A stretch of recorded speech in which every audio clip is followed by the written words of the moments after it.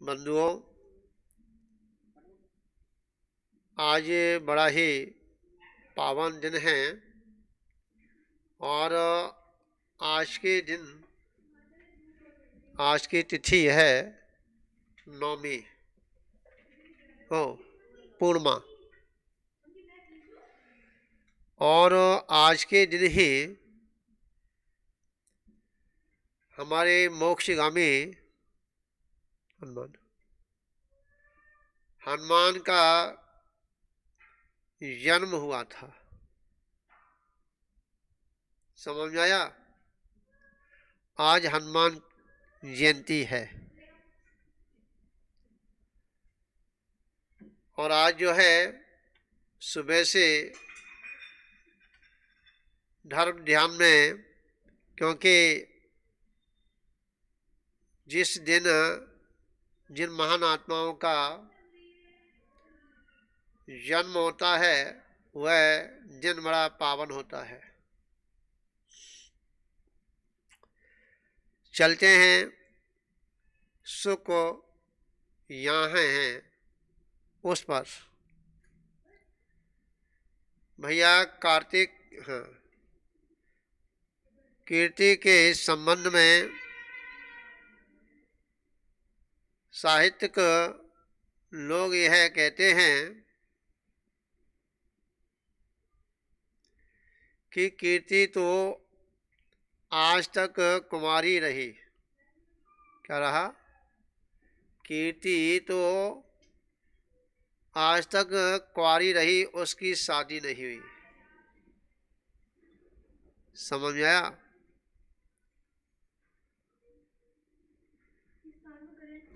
क्योंकि इस कीर्ति को कोई बर नहीं सका।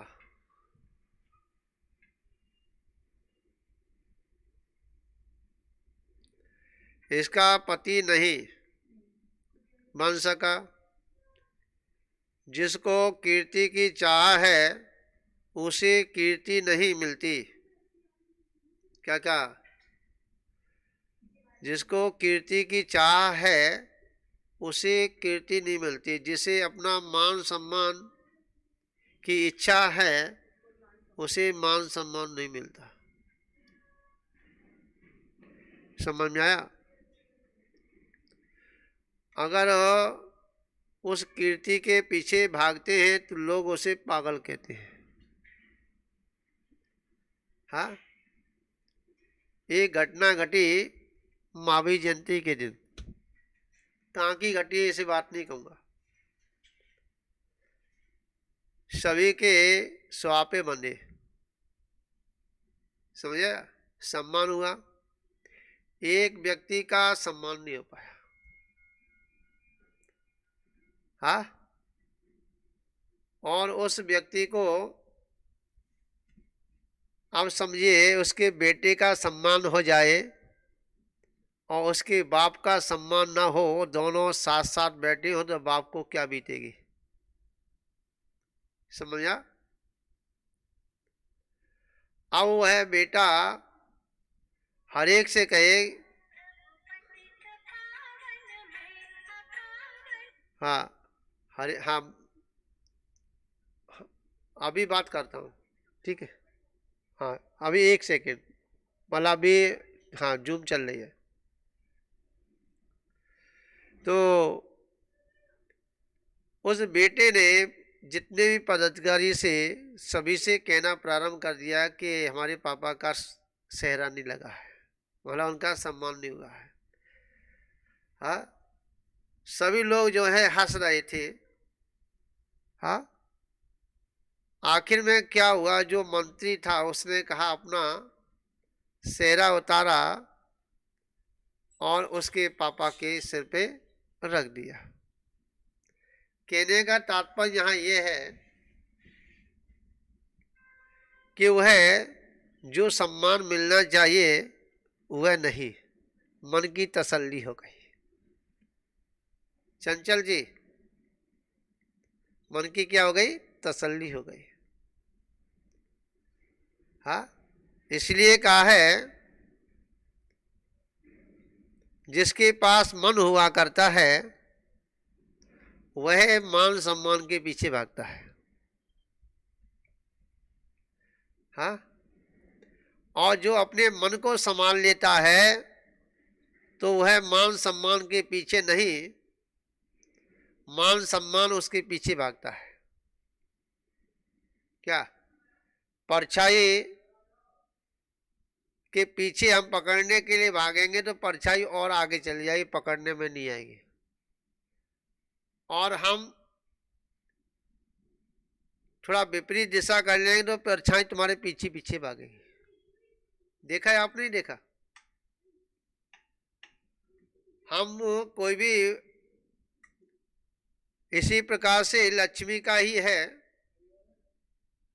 कि हम जो हैं लक्ष्मी के पीछे भागेंगे तो लक्ष्मी हमसे दूर हो जाएगी, और लक्ष्मी से थोड़ा हट जाएंगे तो लक्ष्मी आपके चरणों की दास बन जाएगी।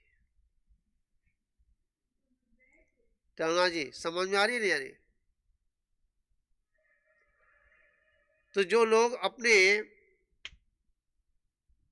कीर्ति चाहते हैं, समझ में आया, उनको कीर्ति नहीं मिलती। और जो कीर्ति नहीं चाहते हैं, कीर्ति उनके चरणों में पड़ी रहती है। हाँ,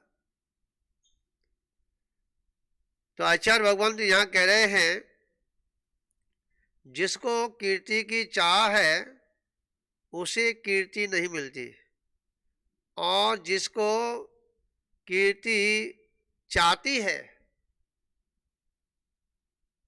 उसको कीर्ति की चाह नहीं है। समझा? जो कीर्ति को चाहता है उसको कीर्ति नहीं मिलती, परंतु कीर्ति जिसको चाहती है, समझा, कीर्ति की चाह नहीं। हाँ, जो कीर्ति चाहते हैं, जो कीर्ति चाहते हैं उन्हें कीर्ति नहीं मिलती, और जिनकी कीर्ति छाई हुई है उनको कीर्ति की चाह नहीं। सबसे बड़ी कीर्ति भगवान की छाई हुई छाई हुई है। देखो, भगवान की उपासना करते हैं, प्रभु का नाम लेते हैं, प्रभु का गुणानुवाद करते हैं, ये तो कीर्ति का एक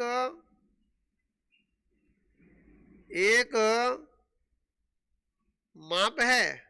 सबसे बड़ी कीर्ति तो भगवान की यह है कि हर एक के मुख से भगवान का नाम निकलता है, तो कीर्ति भगवान की जैसी कहाँ हो सकती है? क्या कहा? देखा जाए कि आज पूरा विश्व जो है भगवान का नाम लेता है। समझा? सबसे बड़ी कीर्ति तो ये है। हाँ, हम अच्छा कार्य करेंगे तो कीर्ति हमारे पीछे होगी। हाँ, और हम अगर विपरीत कार्य करेंगे तो हम कितना भी कीर्ति के लिए चाह करें, पैसा लुटाएं, समझा, यहाँ तक फूल की माला अपने उठा करके गले में डाल लें, हाँ, मानते हैं थोड़ी देर के लिए तालियां बज जाएंगी, परंतु बाद में कोई तुम्हारा नाम लेने वाला नहीं होगा। समझ में आया? जो कवि होते हैं, कवि, कवि आपने कब से मिलते सुना होगा ना? हाँ, सुना है ना? जो कवि होते हैं तो कहते हैं तालियां बजाओ। हाँ, और तालियां बजती हैं तो उस कवि को बड़ा आनंद आता है। हाँ, परंतु उसे ये पता नहीं, और उनके जब वो तालियां बजती हैं और उनके गले में अगर किसी ने जाकर के माला पहना दी, हाँ, तो और आनंद आ गया। समझ आया? और कुछ तो कभी ऐसे होते हैं, कोई अगर माला नहीं पहनाते हैं, कोई तालियां नहीं बजाते हैं, तो अगर माइक के ऊपर अगर माला रखी है तो उसे उठा के पहन लेते हैं।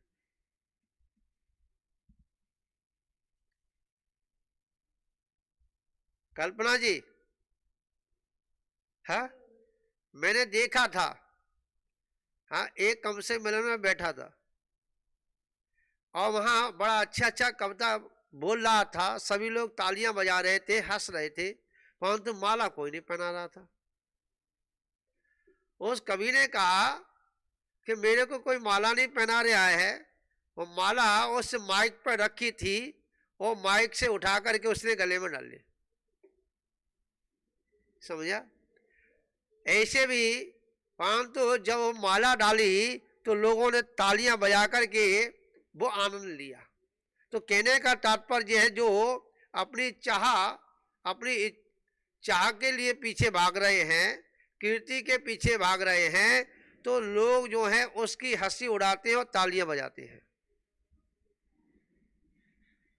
क्या?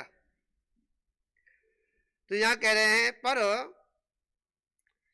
भगवान कीर्ति को, हाँ, पर भगवान कीर्ति को नहीं चाहते। वह तो वीतरागी हैं, सर्वज्ञ हैं, उन्हें कीर्ति की चाह नहीं है। क्या कहा? भगवान को कीर्ति की चाह नहीं है, क्योंकि वो तो वीतरागी है। कि जो वीतरागी हुआ करते हैं, कीर्ति उनके चरणों में पड़ी होती है।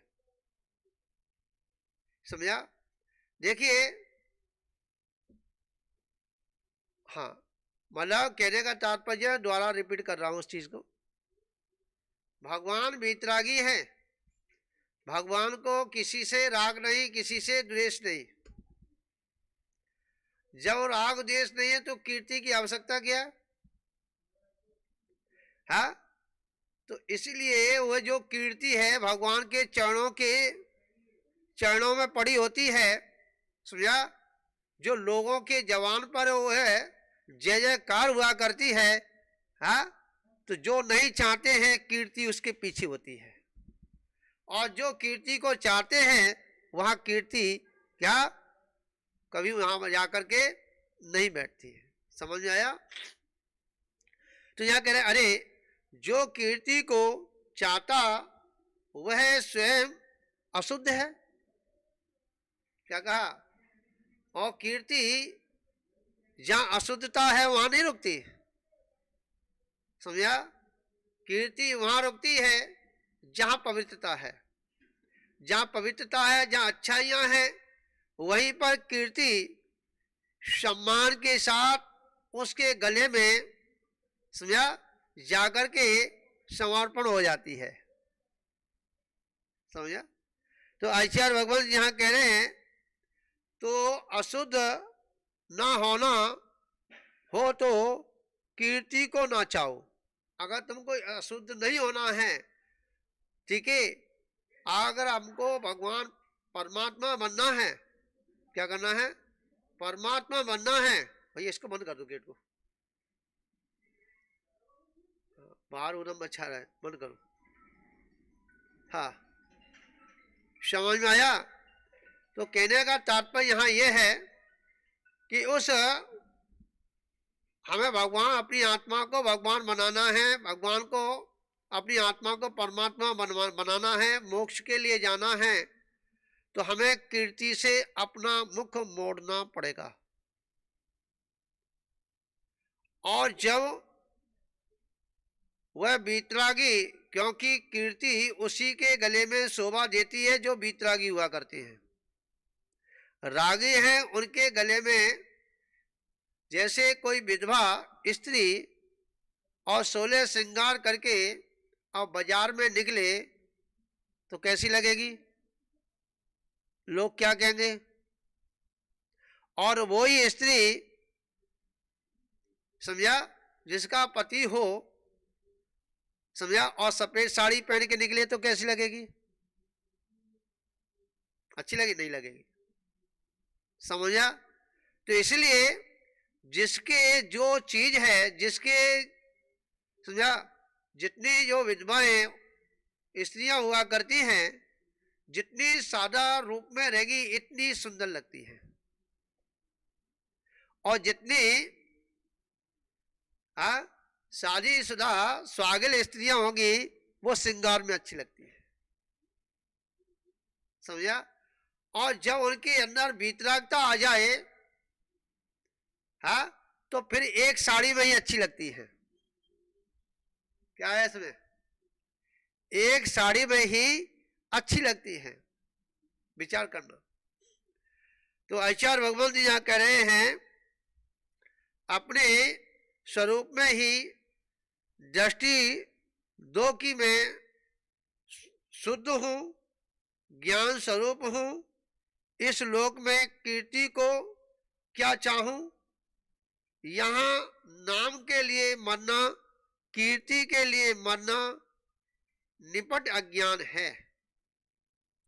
जो अज्ञानी लोग होते हैं वही क्या करते हैं? वह कीर्ति के लिए अपनी जान दे देते हैं, अपनी पैसे को लुटा देते हैं। हाँ, ध्यान रखना। परंतु उस कीर्ति के लिए, समझिए, धर्म को लेकर के अगर लुटाए तो उनका नहीं लुटेगा, समझा, परंतु वाटिका लुट जाएगी। क्या? जब रामचंद्र जी का जब युद्ध जब चल रहा था, रावण के साथ में तैयारियां चल रही थी, तो दूत के रूप में हनुमान जी को भेजा। किसको भेजा? हनुमान को भेजा कि जाओ, तुम्हारी वहां इज्जत है। क्या है?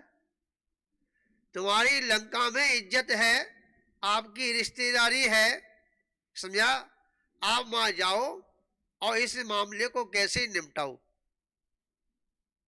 हाँ, जब हनुमान जी रावण के पास पहुंचे, कहां पहुंचे? रावण के पास पहुंचे, और रावण ने ऐसी जड़ी बुड़ी कह दी उससे कि उनकी पूंछ में आग लग गई। कहां लग गई? उस ऐसी आग लगी कि पूरी लंका में आग लगा दी। कौन सी आग लगा दी? हाँ, किसकी बात सुना? मतलब उसने ऐसी लंका में आग लगाई कि विभीषण जैसा भाई भी रावण से अलग कर दिया। आवाज।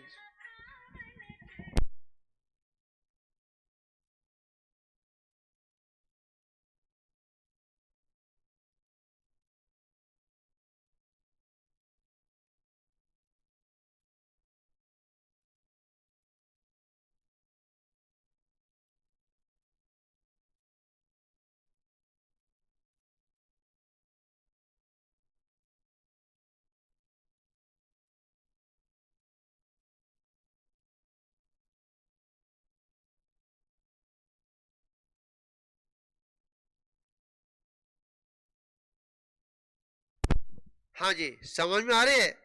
तो क्या है कि रामचंद्र जी, ओ हनुमान जी, समझा, क्या हुआ कि ऐसी आग लगी अयोध्या, ओ लंका के अंदर, कि विभीषण जैसा उसका सगा भाई को भी अलग करा दिया। वो पूंछ में नहीं लगी, जो पीछे लगी होती है पूंछ, वो नहीं पूंछ, इज्जत की पूंछ, समझा।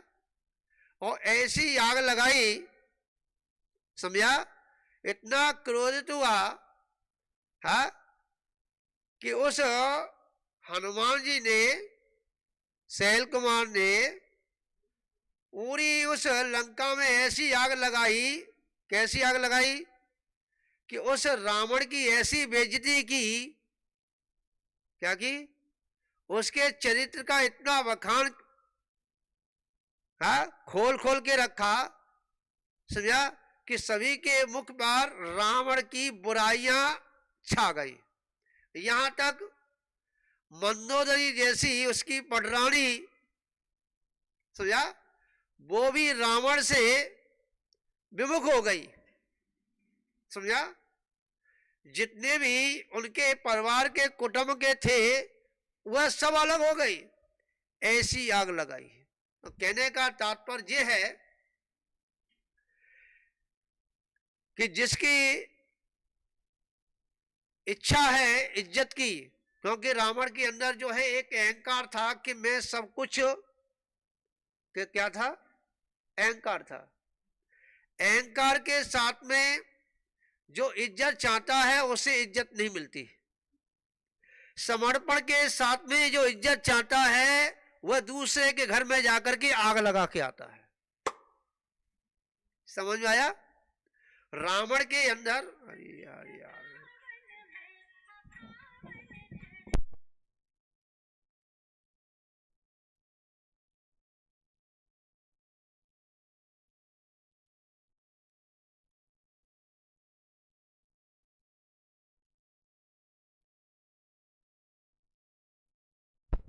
हाँ तो बात यहां ये है सुशीला जी, के अंतरंग में भगवान के प्रति, धर्म के प्रति या समर्पण भाव है तो दूसरे के घर में जाकर के आग लगा के आता है, जिस अहंकार को लेकर के इज्जत चाह रहा उसके घर में। समझा? अहंकार को लेकर के जो कीर्ति चाह रहा है, समझा, कि मैं सीता को अपने घर में पटरानी बना लूंगा तो मुझे क्या बहुत लोग अच्छा कहेंगे। समझ में आया? तो क्या हुआ? उस हनुमान ने क्या किया? समर्पण के भाव को लेकर के, धर्म के प्रति समर्पण था, उसने जाकर के लंका में जाकर के रावण के घर में जाकर के आग लगा दी।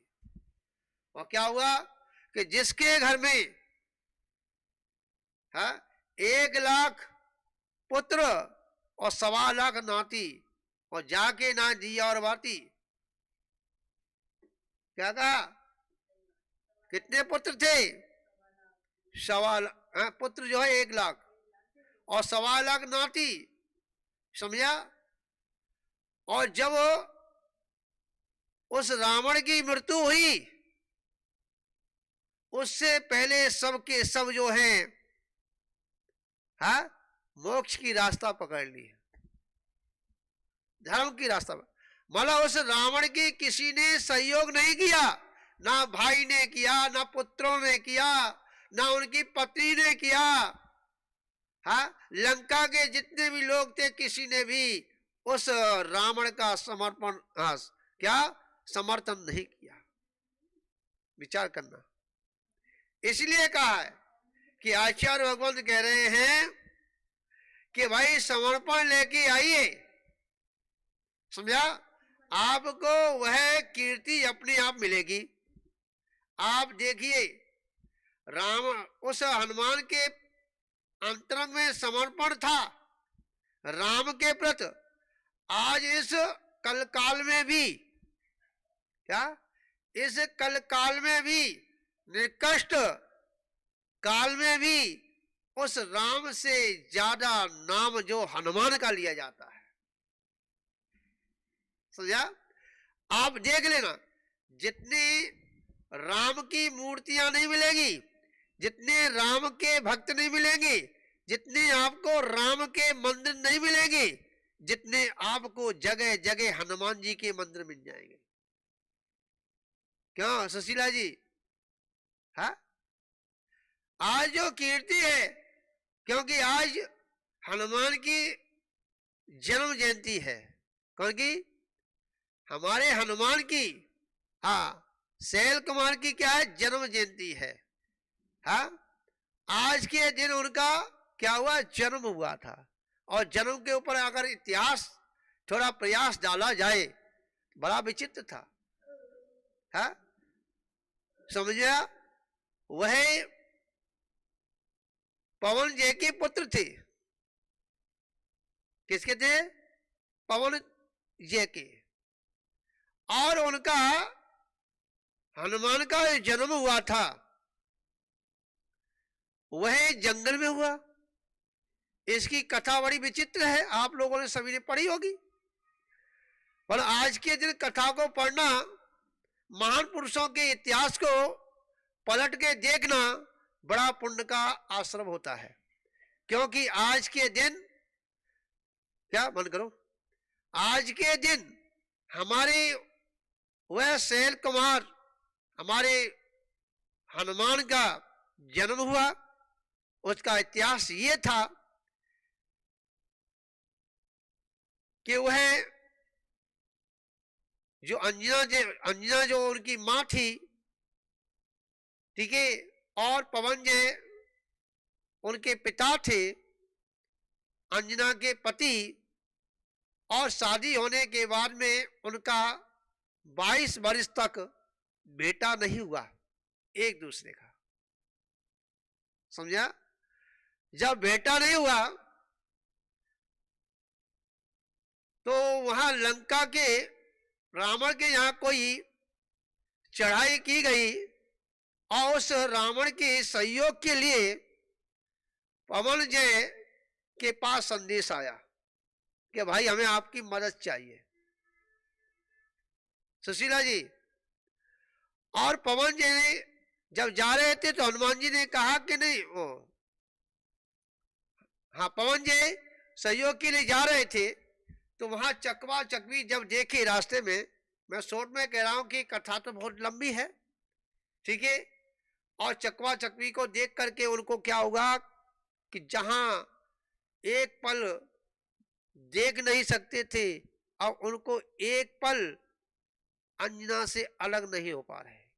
मात्र ये कि जब ये चकवा चकवी पूरे दिन एक साथ रहते हैं और शाम को चकवा चकवी क्या नदी के इस पार और उस पार रहते हैं, हाँ, दोनों ये अंतरंग से बोध हुआ कि जब ये एक मात्र जो रात, एक रात अलग होने के लिए इतना विलाप करते हैं, तो हम जो हैं 22 वर्ष से हम दोनों अलग हैं, वह अंजना कैसा अपना जीवन व्यतीत कर रही होगी। समझा? और जाकर के बीच में ही और वह अंजना से मिलने के लिए गए, जिसका कारण ये हुआ कि उनके जो है गर्व रह गया, और गर्व रह गया तो उसकी सास ने, पवन जय की मां ने देखा तो उन्हें कहा ये कलंक कहां से आ गया, हा? मेरा बेटा तो तेरे से बात ही नहीं करता, तेरे पास जाता ही नहीं, तेरा मुख नहीं देखता, तो आया कहां से ये? बहुत सबूत दिखाए गए, परंतु उस सासू मां ने एक नहीं सुनी। आज की अगर बहू होती ना, जेल में भेज देती। कहां भेज देती? विचार करना। तो कहने का तात्पर्य है कि जब वह अपने पिता के घर जाती है, महेंद्र के घर, उनके अंजना का जो पियर था, उनके पिताजी थे, वो महेंद्र थे। समझ आया? और जब महेंद्र के घर जाती है, पियर जाती है, तो महेंद्र कहते हैं, उनके पिता कहते हैं कि बिगर आज्ञा की आई है, पता नहीं क्यों आई है, क्या बात है, सारी खबर उसे पता चला। उन्हें कहा कि हम नहीं रखेंगे, परंतु आज के पिता होते तो क्या होते? ठीक किया बेटा तेने, हमने मोबाइल तो इसलिए दिया था कोई बात हो जाए तो हम बता देना। समझा? कितना बदलाव आ गया। और उस महेंद्र ने और उसकी महेंद्र की पत्नी ने और उस अंजना को भी अपने घर पे एक दिन के लिए भी नहीं रखा और उनको निकाल दिया। और जाकर के जंगल में वह अंजना और उसकी सखी जो साथ में नौकरानी थी, वह दोनों के दोनों जंगल में घूम रहे हैं, पहाड़ियों पे चढ़ते जा रहे हैं। दिगंबर मुनि मिल जाते हैं और दिगंबर मुनि महाराज के दर्शन करने पर उनको अपार शांति होती है। जब उसका वृतांत जब मुनि महाराज के उस उपदेश को सुनती हैं अंजना, और उपदेश में क्या आता है, क्योंकि वो तो निमित्त ज्ञानी थी, क्या अवधि ज्ञानी थे, मन पर ज्ञानी थे, सब भास गए। उन्होंने कहा हे अंजना, तुमको अति शीघ्र चरम शरीरी पुत्र पैदा होगा। क्या होगा? और कुछ क्षणों में ही, और एक गुफा में जो है उस अंजना ने उस पुत्र को जन्म दिया। और जन्म देने के उपरांत ऊपर से अंजना का मामा, क्या, अंजना का मामा आकाश मार्ग से जा रहा था विमान से, और विमान रुक गया, क्योंकि जहां चरम शरीर का जन्म होता है, जहां चरम शरीर होते हैं, उसके ऊपर से कोई भी विमान, देवों का हो चाहे विद्याधरों का हो, कोई भी नहीं गुजर सकता। तो वह विमान रुक गया। जैसे रुका तो उस बच्चे की रोने की आवाज बड़ी तेजी से होना चालू हुई। उसने देखा कि यहाँ क्या है, नीचे उतर के आया, देखा, देखने पर और ज्यादा वह बच्चे की आवाज उस खींच रही थी, क्योंकि वह उस बच्चे का नाना था। कौन था? और उस नाना को बांदर से बड़ा प्रेम था। क्या था? बंदरों से बड़ा प्रेम था। बंदरों को वो पालते थे, अच्छा खिलाते थे, अच्छा पिलाते थे, समझा। और उनकी ध्वजा में क्या था? बंदर का चिन्ह भी था। समझ में आया? वो बांदर वंशी थे। कौन थे भैया? बांदर वंशी। विचार। तो उनको ले जा करके, जब उनको ले जा रहे थे, चलिए लंबी कथा होगी, समय अपनी गति से है, तो वह विमान से उछल करके और हनुमान जी और नीचे गिर गए शिला पर, समझा। जब वो नीचे गिरे तो उस अंजना की हवा खराब हो गई, बेहोश हो गई। हाँ, उस बेटे का क्या बचा होगा? हाँ, शिलाचूर हो गई, समझा। जब नीचे देखा तो वो बालक जो है पड़ा पड़ा खेल रहा है, अंगूठा पी रहा है, समझा। विचार करना, ऐसे महान शक्तिशाली, हाँ हाँ, समझा, कितना उनके पास जो शक्तिशाली शरीर था, वज्रमयी शरीर था, कि ऊपर से गिरने पर शिला खंड खंड हो गई, परंतु उनका कुछ नहीं बिगड़ा।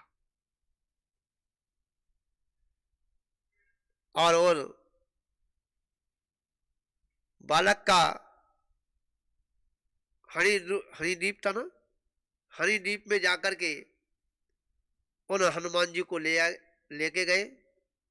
तो उनका कहने, जब वो शिला पे गिरे थे तो शैल कुमार हो गए, जो हरिद्वीप में गए तो हनुमान हो गए। समझ आया? और आज उन्होंने इतिहास रचा, और ऐसा रचा कि जिन्होंने अपना कल्याण तो किया ही, परंतु जो भी उनके संपर्क में आया, जो भी उनसे जुड़ा, उन सभी का कल्याण किया। ऐसे हनुमान को हम, वीतरागी भगवान, उन हनुमान को हम सत सत नमन करते हैं, वंदन करते हैं। अब आप कह रहे महाराज जी आप नमस्कार कर रहे हो, वंदना कर रहे हो, हाँ, हनुमान जी को कर रहे हो? ध्यान रखना, यहां तो ये कहा है, अगर जहां वीतरागता मिले, सर्वज्ञता हो, वीतरागता हो, हिते उपदेशता हो, वो हमारे बंदनी है। समझा? विचार करो। अगर हम, इसलिए हमारे शैल कुमार हमारे वीतरागी थे, समझा। उन्होंने दिगंबरत्व स्वीकार किया, और वह कर्मों को नष्ट करके मोक्ष में जाकर के विराजमान हुए। उनका आना जाना समाप्त हुआ। हम ऐसे वीतरागी शैल कुमार को, ऐसे वीतरागी हनुमान को हम नमस्कार करते हैं, वंदन करते हैं। आज उनकी जन्म जयंती के शुभ अवसर पर हम उनको याद कर रहे हैं, समझा। और याद इसलिए कर रहे हैं कि उनके पास गुण था। क्या था? जिनके पास गुण हुआ करता है उनको गुणों की प्राप्ति के लिए, समझा, जो जीव जो हैं सभी उनसे नमन करते हैं, उनसे गुण गुण की इच्छा करते हैं। अब यहाँ कह रहे हैं, कितना बज गया, हो गया, समय हो गया क्या? हाँ। और मैं आपको बता दूं, आज थोड़ा जल्दी यूँ लेंगे कि कल यहाँ पर बड़ा आपको एक मिलन होगा 4 आचार्यों के साथ में क्षेत्र पर, क्योंकि तैयारी चल रही है। आपको 4 आचार्यों का सुबह यहाँ मिलन होगा।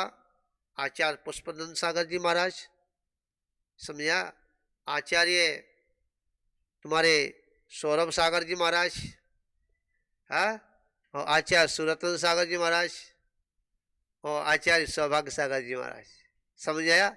4 आचार्यों का आज महामृत्युंजय तीर्थ क्षेत्र पर, ठीक है, यहाँ मिलन होगा।